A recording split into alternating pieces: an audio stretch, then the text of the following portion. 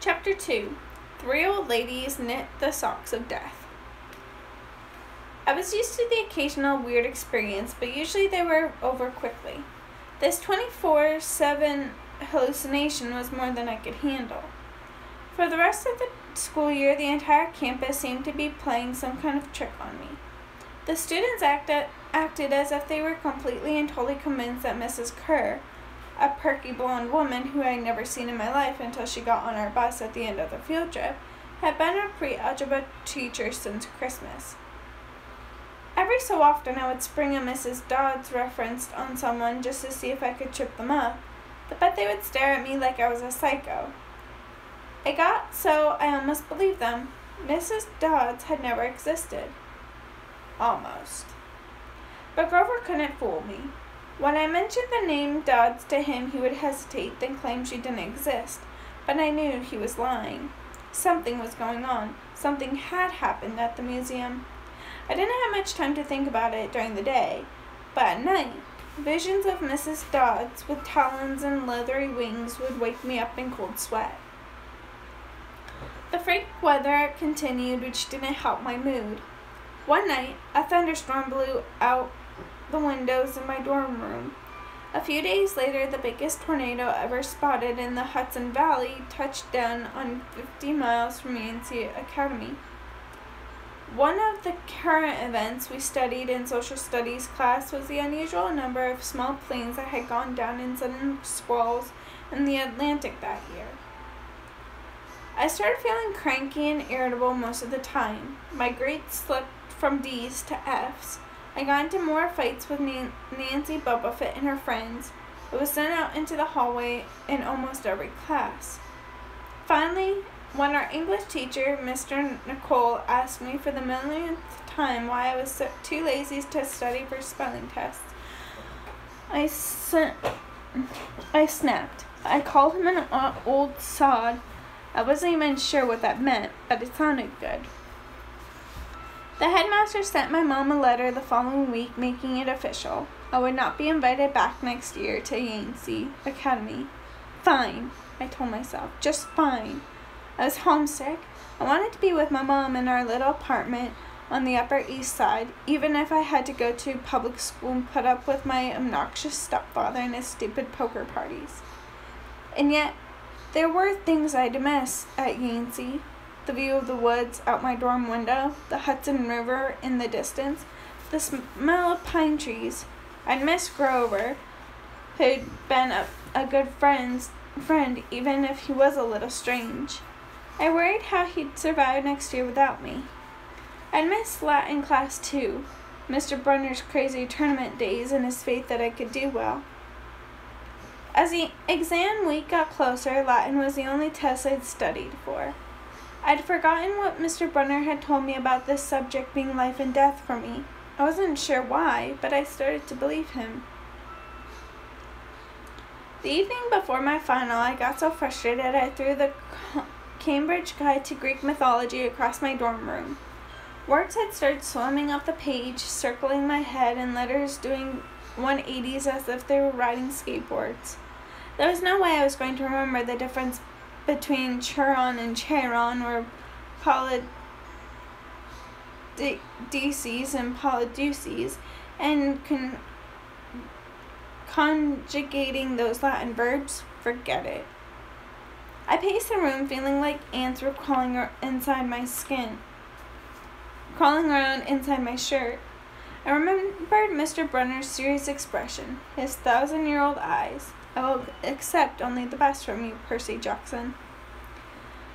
I took a deep breath. I picked up my mythology book. I'd never asked a teacher for help before. Maybe if I talked to Mr. Brunner, he could give me some pointers. At least I could apologize for the big fat F I was about to score on his exam. I didn't want to leave Yancey Academy with him thinking I hadn't tried. I walked downstairs to the faculty offices. Most of them were dark and empty, but Mr. Brunner's door was ajar, light from his window stretching across the hallway floor. I was 3 steps from the door handle when I heard voices inside the office. Mr. Brunner asked a question. A voice that was definitely Grover's said, "Worried about Percy, sir." I froze. I'm not usually an eavesdropper, but I dare you to try not listening if you hear your best friend talking about you to an adult. I inched closer. "Alone this summer," Grover was saying. "I mean, a kindly one in the school? Now that we know for sure, and they know too." "We would only make matters worse by rushing him," Mr. Brunner said. "We need the boy to mature more." "But he may not have time. The summer solstice deadline will have to be resolved without him, Grover. Let him enjoy his ignorance while he still can." "Sir, he showed her his imagination," Mr. Brunner insisted. "The mist over the students and staff will be enough to convince him of that." "Sir, I can't fail in my duties again." Grover's voice was choked with emotion. "So you know what that would mean." "You haven't failed, Grover," Mr. Brunner said kindly. "I should have seen her for what she was. Now let's just worry about keeping Percy alive until next fall." The mythology book dropped out of my hand and hit the floor with a thud. Mr. Brunner went silent. My heart hammered. I picked up the book and backed down the hall. A shadow slid across the lighted glass of Brunner's office door, the shadow of something much taller than my wheelchair-bound teacher, holding something that looked suspiciously like an archer's bow. I opened the nearest door and slipped inside. A few seconds later, I heard a slow clop, clop, clop, like muffled wood blocks, then a sound like an animal snuffling right outside my door. A large dark shape paused in front of the glass, then moved on. A bead of sweat trickled down my neck. Somewhere in the hallway, Mr. Brunner spoke. "Nothing," he murmured. "My nerves haven't been right since the winter solstice." "Mine neither," Grover said, "but I could have sworn." "Go back to the dorm," Mr. Brunner told him. "You've got a long day of exams tomorrow." "Oh, don't remind me." The light went out in Mr. Brunner's office. I waited in the dark for what seemed like forever. Finally, I slipped out into the hallway and made my way back up to the dorm. Grover was lying on his bed, studying his Latin exam notes like he'd been there all night. "Hey," he said blurry-eyed, "are you going to be ready for this test?" I didn't answer. "You look awful," he frowned. "Is everything okay?" "Just tired." I turned so he couldn't read my expression and started to get ready for bed. I didn't understand what I'd heard downstairs. I wanted to believe I'd imagined the whole thing. But one thing was clear. Grover and Mr. Brunner was talking about me behind my back. They thought I was in some kind of danger. The afternoon, as I was leaving the 3-hour Latin exam, my eyes swimming with all the Greek and Roman names I misspelled, Mr. Brunner called me back in. For a moment, I was worried he found out about my eavesdropping the night before, but that didn't seem to be the problem. "Percy," he said, "don't be discouraged about leaving Nancy. It's for the best." His tone was kind, but the words still embarrassed me. Even though he was speaking quietly, the other kids finishing the test could hear. Nancy Bubblefett smirked at me and made sarcastic little kissing motions with her lips. I mumbled, "Okay, sir."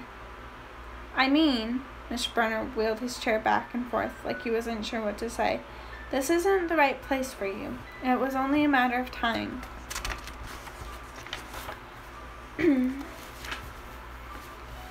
I am going to end that there. My throat is getting sore.